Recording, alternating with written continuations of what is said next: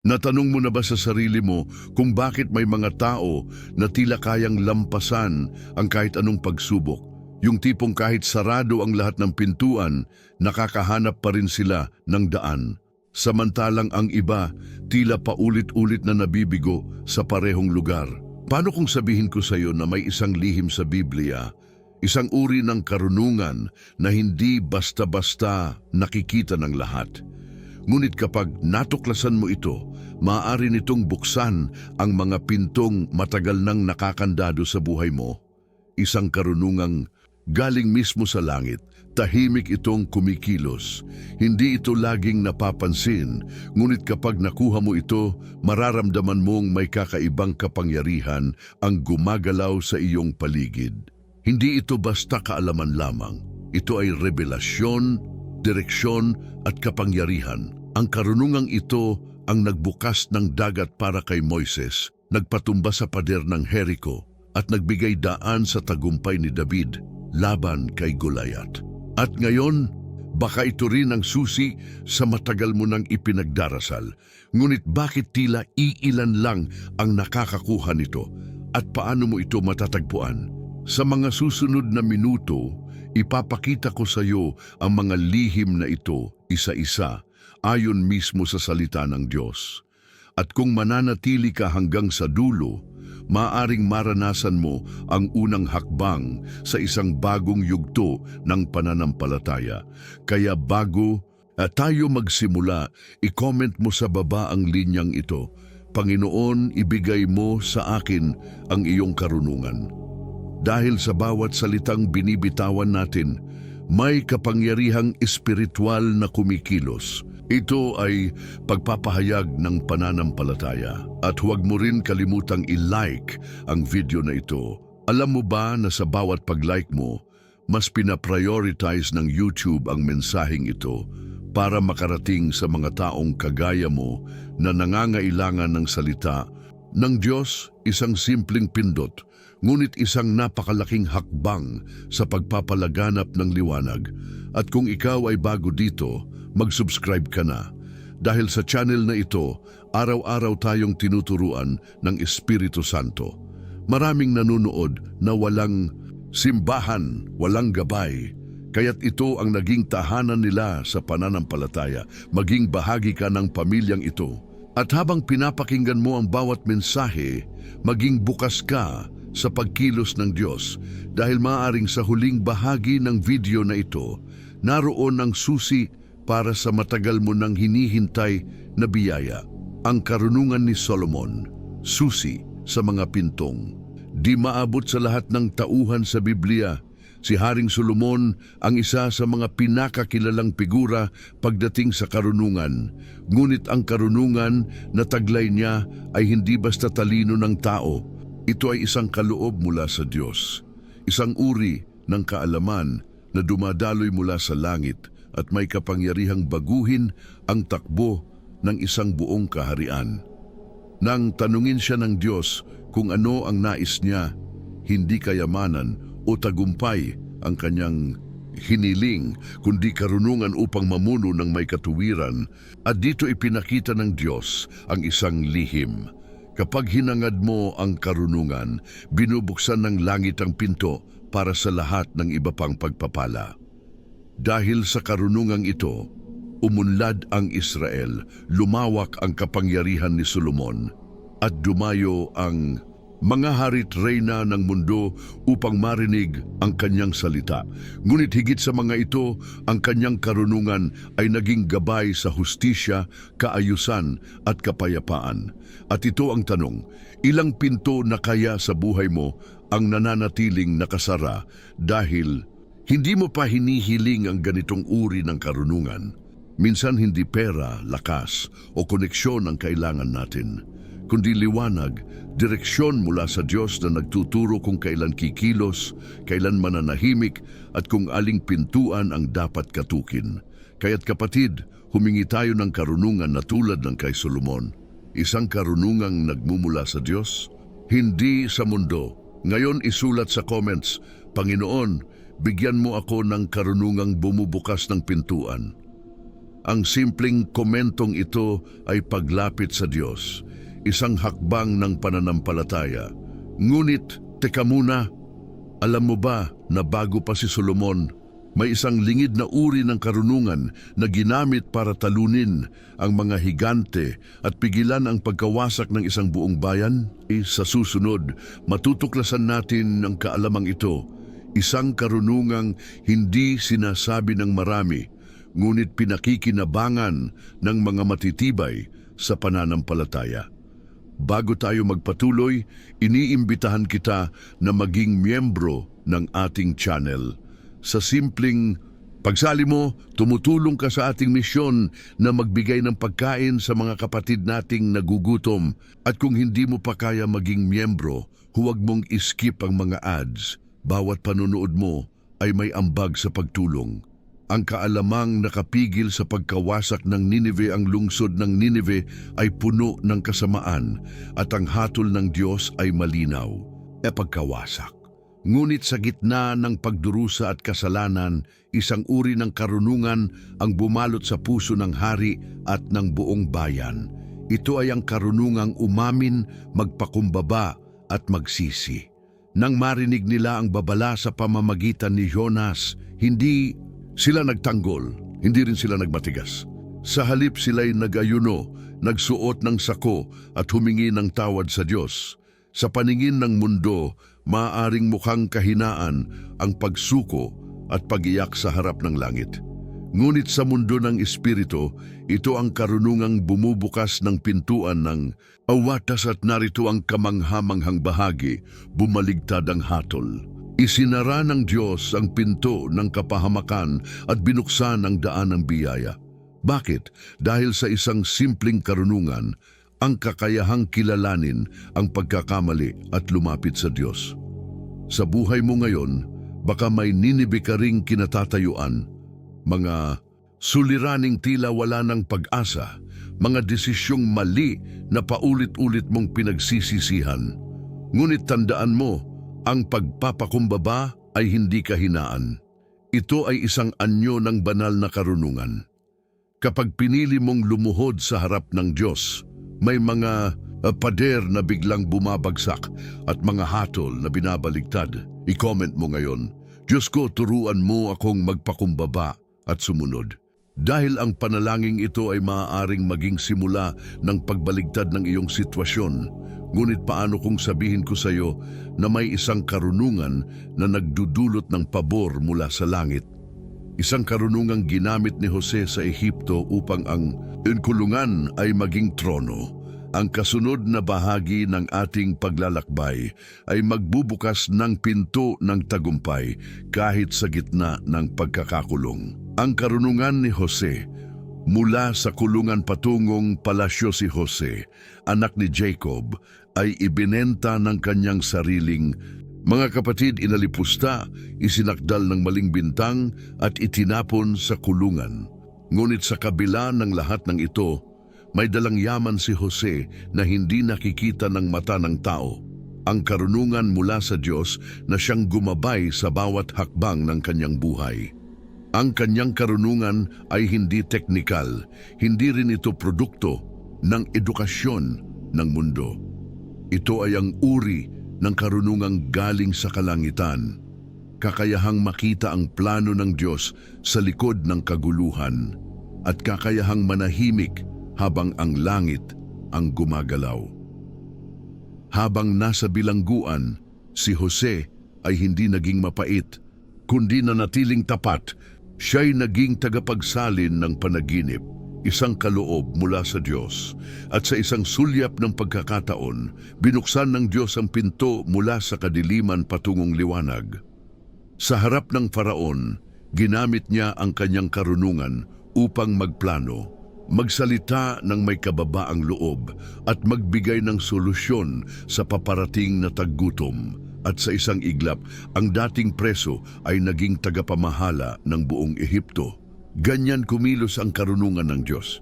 Hindi lang ito nagbibigay ng sagot, ito ay nag-aangat ng mga anak ng Diyos sa tamang panahon. Isipin mo, ilan sa atin ang kasalukuyang nakakulong, hindi sa rehas, kundi sa mga pangyayaring tila walang labasan.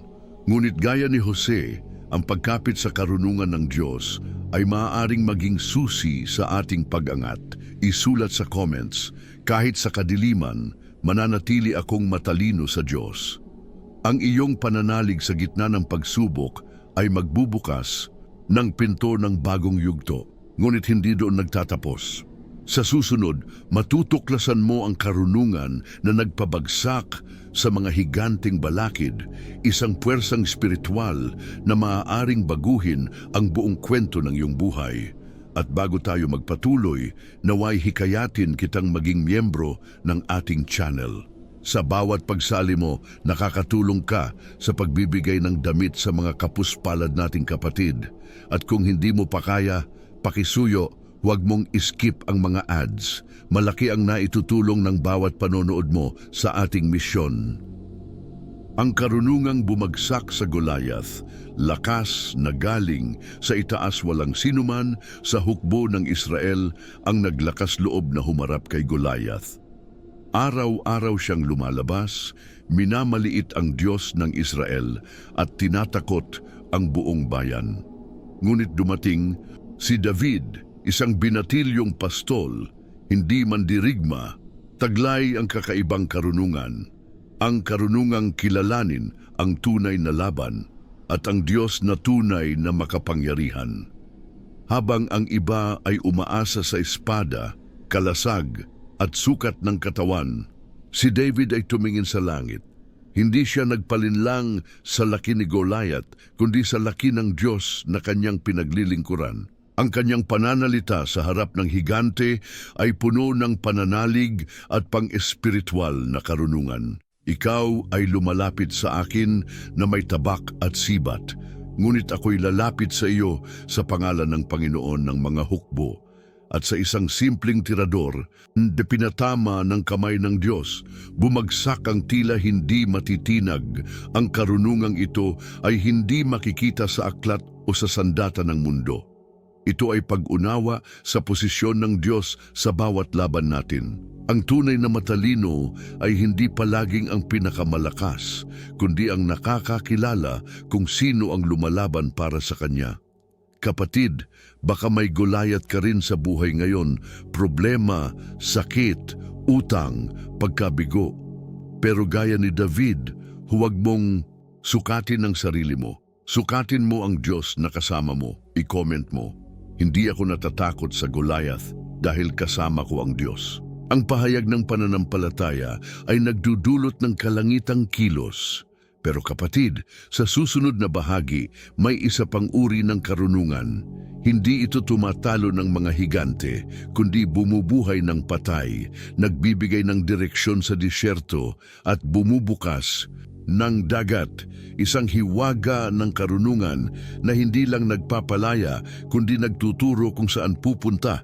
At bago natin ipagpatuloy ang susunod na revelasyon, iniimbitahan kitang maging miyembro ng channel na ito.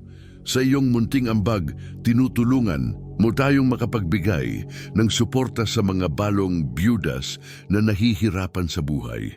Kung hindi mo pa kaya, huwag mong iskip ang mga patalastas. Bawat isa ay may ginagampanan mahalagang bahagi sa ating misyon. Ang karunungang nagturo ng daan sa disyerto habang nasa disyerto ang mga Israelita sa ilalim ng pamumuno ni Moises. Araw-araw nilang hinaharap ang kawalan ng tubig, pagkain at direksyon. Sa isang lugar kung saan ang lahat ay tila walang kasiguraduhan, may isang karunungang nagpapatuloy sa kanilang paglalakbay. Ito ay ang karunungang marunong makinig sa tinig ng Diyos. Hindi ito karunungang teoretikal, kundi karunungang nakabase sa ugnayan. Si Moises ay may pusong nakikinig, hindi lamang ng tenga kundi ng espiritu. Sa pamamagitan ng tinig ng Diyos, nalalaman niya kung kailan aalis, saan pupunta at ano ang dapat gawin. Isang halimbawa nito ay nang ipag-utos ng Diyos na ihampas niya ang bato upang lumabas ang tubig. Isang imposible sa natural na mundo, ngunit posible sa karunungang galing sa langit. Ang disyerto ay larawan ng ating mga panahong walang kasiguraduhan, Walang direksyon, walang katiyakan, puro pangamba. Ngunit tandaan, ang karunungan ng Diyos ay ilaw sa ating mga paa. Sa gitna ng dilim, ito ang nagbibigay ng hakbang.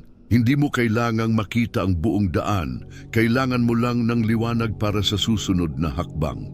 Sa panahon ngayon na maraming boses ang sabay-sabay, social media, balita, opinyon ng ibang tao, ang tanong, sino ang pinakikinggan mo?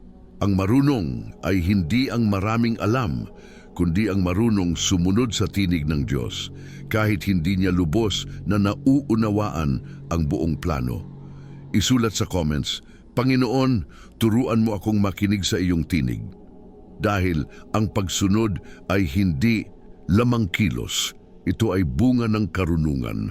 At sa susunod, ibabahagi ko ang isang uri ng karunungan na hindi lang naglalakad sa disyerto, kundi tumatawid sa dagat na tila imposibleng daanan. Karunungang bumubukas ng tubig sa gitna ng dagat at nagbibigay daan sa kalayaan. Isa itong misteryong magbabago sa pananaw mo sa kapangyarihan ng Diyos, ang karunungang nagbukas ng dagat. Pagsunod sa panahon ng himalanang, ang mga Israelita ay naipit sa pagitan ng hukbong Egyptian at ng dagat na pula, tila wala ng pag-asa. Harapan ay tubig, likuran ay kamatayan. Sa natural na pag-iisip, wala ng paraan. Ngunit sa sandaling iyon, ang Diyos ay nagsalita kay Moises. Itaas mo ang iyong tungkod at iunat mo ang iyong kamay sa dagat at hatiin mo ito. Walang sino man ang makakaisip na ang solusyon ay nakatago sa isang simpleng tungkod at isang utos na tila kabaliwan. Ngunit dito na ipakita ang lalim ng karunungan ni Moises. Hindi siya kumilos batay sa takot, kundi batay sa utos ng Diyos. At sa kanyang pagsunod, ang karagatan ay nahati, ang himala ay dumating, hindi dahil sa lakas ni Moises, kundi dahil alam niya kung kailan dapat sumunod. Iyon ang tunay na karunungan, ang kakayahang makilala ang oras ng kilos ng langit, at ang pagtitiwala sa imposible. Sa buhay natin, may mga sandaling akala natin ay katapusan na. Pero sa espiritual na mundo, iyon pala ang simula ng himala. Kailangan lang natin ang karunungang makita ang dagat bilang daan, hindi bilang balakid.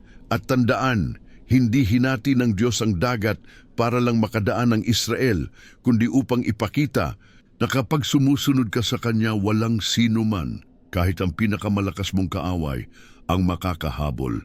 I-comment mo ngayon, sa Diyos ang sarado ay nagiging daan. Ang panalangin ito ay nagpapaalala sa iyong espiritu na walang imposible sa kanyang karunungan. Ngunit kung sa tingin mo ay napakalalim na ng ating mga napag-aralan, sa susunod, ibubunyag natin ang pinakahiwagang anyo ng karunungan.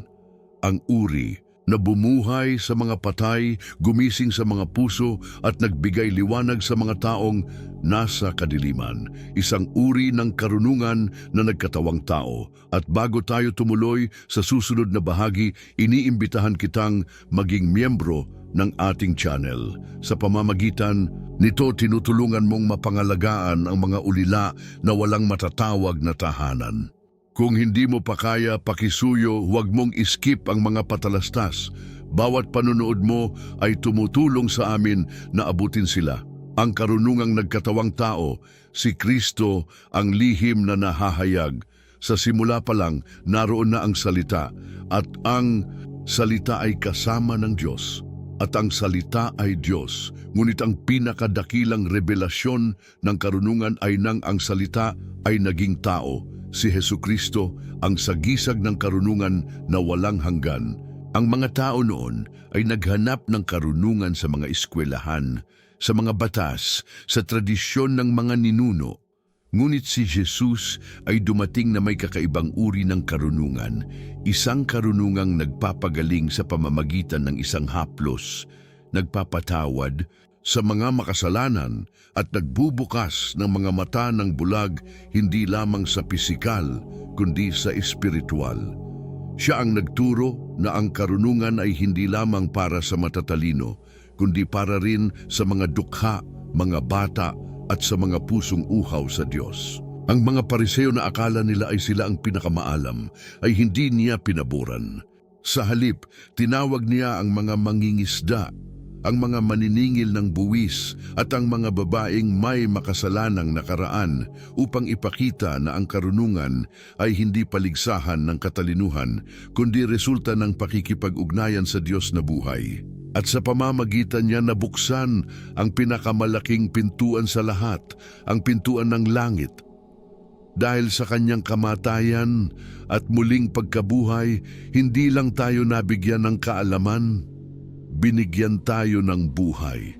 Kaya kapatid, kung tunay mong hinahanap ang karunungan na magbubukas ng mga imposibleng pinto sa buhay mo, hindi mo na kailangang lumayo. Si Kristo mismo ang pintuan. I-comment mo, si Kristo ang aking karunungan at daan. Ang iyong pahayag ay hindi lamang paniniwala, ito ay pagsuko sa Kanya na may kapangyarihang magpabago ng buhay. At ngayon, isang huling hakbang na lang ang natitira.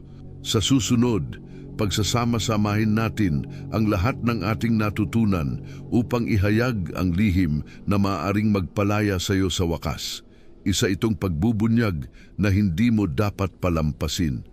At bago tayo pumasok sa huling bahagi ng ating paglalakbay, iniimbitahan, ikitang maging miyembro ng channel na ito. Sa bawat sali mo, tinutulungan mong abutin ang ating mga kapatid sa iba't ibang bahagi ng mundo na nasa gitna ng matinding paghihirap. At kung hindi mo pa kaya, pakiusap, huwag mong iskip ang mga ads na bawat segundo ng panunood mo ay isang binhi ng pag-asa. Ang lihim ng karunungang nagbubukas ng langit. Ngayon, pag-isipan mong mabuti, lahat ng karunungang ating tinalakay mula kay Solomon hanggang kay Kristo ay hindi lamang para sa kaalaman. Lahat ng ito ay iisang tinig, tinig ng Diyos na tumatawag sa atin tungo sa mas malalim na pakikipag-ugnayan sa Kanya. Ang tunay na karunungan ay hindi lang para buksan ang pinto ng tagumpay, kalayaan o kagalingan. Ang pinakadakilang pinto na kailangang mabuksan ay ang pintuan ng langit. At ito ay binubuksan hindi sa pamamagitan ng talino kundi ng puso. Sabi sa Kawikaan 9:10, ang pagkatakot sa Panginoon ay pasimula ng karunungan. Ngunit ang pagkatakot dito ay hindi takot ng pangamba. Ito ay takot ng paggalang, takot ng pag-ibig, takot na mawalan ng koneksyon sa Diyos. Ito ang uri ng karunungan na humahawak sa atin tuwing tayo'y naliligaw at bumabalik sa Kanya tuwing tayo'y napapagod. At sa pagsuko ng ating sariling paraan, sa pagtanggap kay Kristo bilang karunungan at gabay, doon natin makikita ang mga pintuang hindi kailanman bumubukas sa mundo. Bumubukas isa-isa sa presensya ng Diyos. Ang lihim ay ito, ang karunungan ng langit ay hindi hinahanap sa labas. Ito ay ibinubulong ng Diyos sa puso ng mga handang makinig. At ngayon kapatid, ikaw ay may pasya. Pananatili ka bang nakatayo sa harap ng saradong pinto? O lalapit ka ba sa may lalang ng susi at hahayaan siyang buksan ang lahat ng saradong daan? I-comment mo ngayon, Panginoon, nais kong marinig ang iyong tinig at sundan ng iyong karunungan. Ito ang pahayag na magbubukas ng pintuan sa bagong yugto ng iyong buhay. At habang papasok tayo sa huling bahagi ng video, hindi pa huli ang lahat upang maging bahagi ng ating misyon. Maging miyembro ng channel at sa iyong tulong, makakarating tayo sa mga taong nasa lansangan, mga walang matirhan, mga nalilimutan ng lipunan. At kung hindi mo pa kaya ang panonood mo, lalo na't hindi mo ini-skip ang mga ads, ay isa ng malaking tulong. Kung narating mo ang bahaging ito, kapatid, hayaan mong sabihin ko ito mula sa puso. Kakaunti lamang ang mga taong kayang manatili hanggang dulo ng isang mensaheng tulad nito. Ngunit ikaw ay isa sa mga pinili, isa sa mga ginising ng Diyos upang marinig ang Kanyang lihim, ang lihim ng karunungan na kayang buksan ang mga imposibleng pinto. hindi aksidente na pinanood mo ang video na ito. Maaaring matagal mo nang ipinaglalaban ang isang problema o naglalakad sa kadiliman ng kawalan ng direksyon. Ngunit ngayon, isang ilaw ang sumiklab. At ang liwanag na iyon ay si Kristo, ang salita ng Diyos, ang karunungang buhay.